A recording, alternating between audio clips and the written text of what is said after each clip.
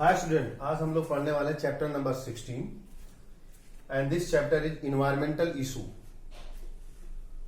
Environmental issue means हम जिस environment में रह रहे हैं वहां ढेर सारे इन्वायरमेंटल रिलेटेड इश्यूज हैं, जैसे air pollution, water pollution, soil pollution. Day by day these condition of environment, day by day these conditions are degraded and we are suffering from a lot of problem because of these environmental issues. First of all, what are the causes? We discuss what are the causes of environmental issues. Basic causes of environmental issues. You know very well that day by day the population of human beings are increasing, and due to increase in human population a lot of demand will be created. Demand related to food, demand related to shelter, demand related to production of electricity, demand related to construction activity.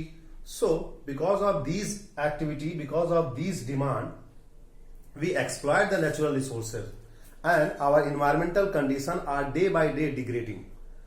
So इस chapter में हम लोग discuss करने वाले हैं कि what are the problem which created due to the environmental pollution या environmental issue, these demand, ये डिमांड की वजह से जो हमारे इन्वायरमेंट में जो भी प्रॉब्लम क्रिएट हुई है उसको हम डिस्कस करने वाले इस चैप्टर में।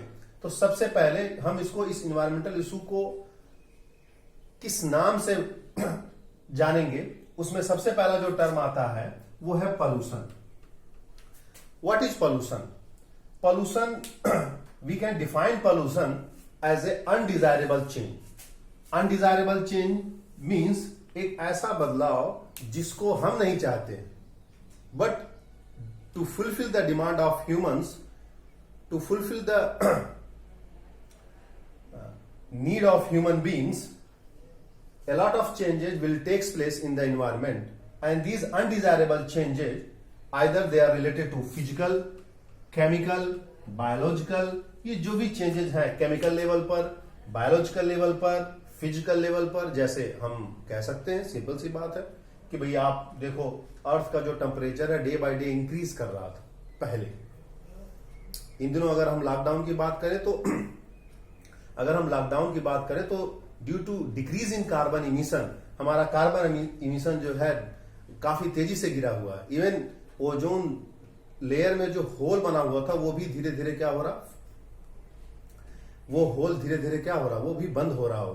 तो अगर हम डिस्कस करें फिजिकल, केमिकल और बायोलॉजिकल चेंज के बारे में, तो आप कह सकते हैं कि इस समय जो एयर है वो एयर में पोल्यूशन लेवल क्या हो गया है, कम हो गया। Why? Because of decrease in carbon emission. Carbon emission तेजी से गिरा हुआ है लॉकडाउन की वजह से। पूरे विश्व में लॉकडाउन है और इसके वजह से कार्बन इमिशन में कमी आई है, और वो टेम्परेचर जो हो रहा है वो टेम्परेचर भी क्या हो रहा है, डिक्रीज कर रहा है। तो फिजिकल चेंजेस, केमिकल चेंजेस में एयर में पोल्यूशन ढेर सारे हैं। तो कोई भी undesirable changes, we again define pollution. What is pollution? Pollution is the as pollution we can define pollution as a undesirable change. These change are physical, chemical, it may be biological, physical हो या chemical हो या biological हो, इसी change को हम लोग क्या बोलते हैं, पोल्यूशन बोलते हैं। तो हमने डिस्कस किया कि pollution as a undesirable changes, physical, chemical, biological.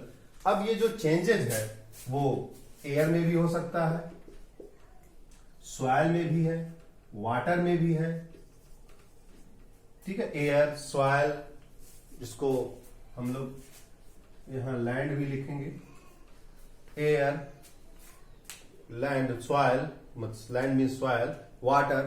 तो ये जो पोल्यूशन है ये अनडिजायरेबल चेंज है, और ये जो इसमें एजेंट पार्टिसिपेट करते हैं उनको हम लोग बोलते हैं पॉल्यूटेंट। क्या बोलेंगे? पॉल्यूटेंट बोलते हैं।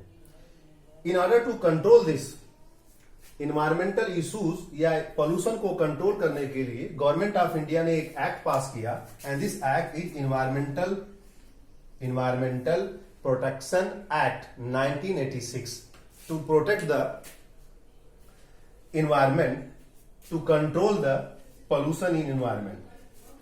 सबसे पहले हम लोग इसमें डिस्कस करेंगे एयर पोल्यूशन के बारे में। What is air pollution? You know that air pollution हमारा जो रिस्पायरेटरी सिस्टम है उसके लिए हमको एयर चाहिए, और अगर एयर में पोल्यूशन है तो वो पोल्यूशन लेवल कहीं ना कहीं हमारे रिस्पिरेटरी सिस्टम को क्या करेगा, डैमेज करेगा। तो अगर ये एयर पोल्यूशन हमारे रिस्पिरेटरी सिस्टम को डैमेज करता है, कोई ह्यूमन एंड एनिमल बोथ, दोनों के लिए ये चीजें हैं। आप ह्यूमन बीइंग में है या किसी एनिमल, हम पूरे एनिमल किंगडम की बात करें, सबके पास रिस्पिरेटरी सिस्टम है। तो ये इसको क्या करता है, एयर पोल्यूशन उसको डैमेज करता है। Because we need oxygen to survive on this earth. हम इस अर्थ पे सर्वाइव करने के लिए हमको ऑक्सीजन चाहिए, और अगर ऑक्सीजन नहीं है या ऑक्सीजन में पोल्यूशन है, these pollution damage our respiratory system. Even ये डैमेज का लेवल जो है वो इतना ज्यादा होता है कि कई बार हमारी प्री मैच्योर डेथ हो जाती है। जैसे अभी हम हाल में अगर हम डिस्कस करेंगे तो हमने पाया है कि तमाम दिल्ली में दिल्ली को लेकर के दिल्ली पोल्यूशन को लेकर के काफी discussion, NGT national green tribunal जो है वहां पर जो वर्कआउट करता है पोल्यूशन को कंट्रोल करने के लिए, उसके लिए कई सारे मेजर्स लिए गए to control the environmental pollution. तो ये जो पोल्यूशन लेवल है, ये कहीं ना कहीं वहां छोटे छोटे बच्चों को रिस्पिरेटरी डिजीज होते थे। रिस्पिरेटरी डिजीज में क्या क्या आते हैं, इसमें प्री मैच्योर डेथ होती है, लंग्स डैमेज होता है, इरिटेशन होता है। तो ये सारे जो डिजीज हैं, चाहे वो प्री मैच्योर डेथ हो, चाहे वो इरिटेशन डेवलप्ड हो, चाहे वो लंग्स को डैमेज करे, कहीं ना कहीं हमारे पूरे रिस्पिरेटरी सिस्टम को क्या कर रहा है, अफेक्ट कर रहा है। तो स्टूडेंट, मैं चाहूंगा कि आप एयर पोल्यूशन की जो एजेंट है उसके बारे में, water pollution and third soil pollution. Air pollution, water pollution and soil pollution, आप तीनों के बारे में, तीनों को पोल्यूट करने वाले जो एजेंट हैं उनके बारे में आप वन बाय वन लिखेंगे। जैसे मैं एक सिंपल सा एग्जांपल आपको बता दे रहा हूं। जैसे एयर पोल्यूशन में ले लो आप, ऑटोमोबाइल इंडस्ट्रीज है। ऑटोमोबाइल इंडस्ट्रीज चाहे वो 2 व्हीलर 4 व्हीलर या आपका हैवी लोड व्हीकल है, जो भी है, सारे कार्बन इमिशन करते हैं। तो पूरा ऑटोमोबाइल सेक्टर तो एयर पोल्यूशन के लिए रिस्पॉन्सिबल ही है। आप इंडस्ट्रीज ले लो, यहां पे भी कार्बन इमिशन होता है, ये भी रिस्पॉन्सिबल है एयर पोल्यूशन के लिए। तो इसी तरह से वाटर आप ले लो, जो म्युनिसिपल सीवेज सिस्टम है वो भी वाटर को पोल्यूट करता है। हमारे घर के आसपास जो नालियां, वो नाली बड़े नाले में फिर जाकर के वो नदियों में खुलती है। इंडस्ट्रीज के जो लिक्विड वेस्टेड है वो जाके नदियों को पोल्यूट करते हैं। तो इस तरीके से सॉइल को आप ले लो, हम जो भी सीवेज है, म्युनिसिपल सीवेज, उस कचड़े को ले जाकर के हम वहां पे सॉइल में डिपोजिट करते हैं। तो कहीं ना कहीं सॉइल की एसिडिटी, बेसिसिटी ये अफेक्ट होती है। तो इस तरीके से जो एयर पोल्यूशन है, वाटर पोल्यूशन है, सॉइल पोल्यूशन है, इन सबको आप कम से कम इन सभी, चाहे वो एयर पोल्यूशन हो, वाटर पोल्यूशन या सॉइल पोल्यूशन हो, इनके जो एजेंट हैं, इन एजेंट को आप लोग वन बाय वन लिखेंगे और मुझे व्हाट्सएप करेंगे।